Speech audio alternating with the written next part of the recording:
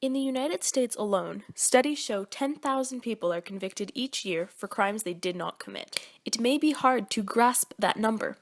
Here's a short video of 10,000 people singing.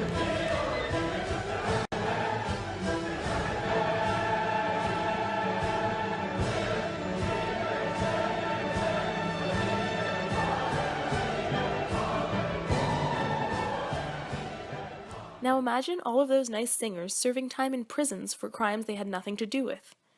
In this short film, we will look at a recent American case where the accused was later discovered to be innocent. We begin in New York State, 1982. A 23-year-old white woman has just been raped and robbed in a park where she had been birdwatching with her husband.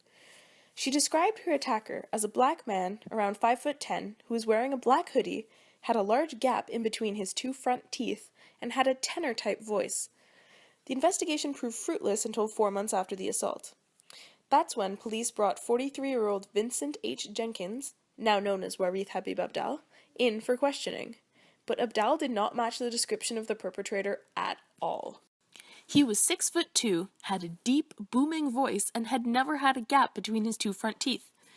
Nevertheless, he was presented to the victim. She failed to identify him. She was then presented with a 4-year-old photo of Abdal. This time, she identified him as the culprit.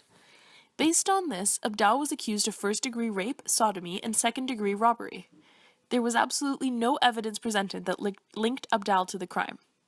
Regardless, a jury convicted him of all charges. He was sentenced to prison for 20 years to life. His case was taken on by a lawyer from the Innocence Project who did DNA tests and established Abdal's innocence.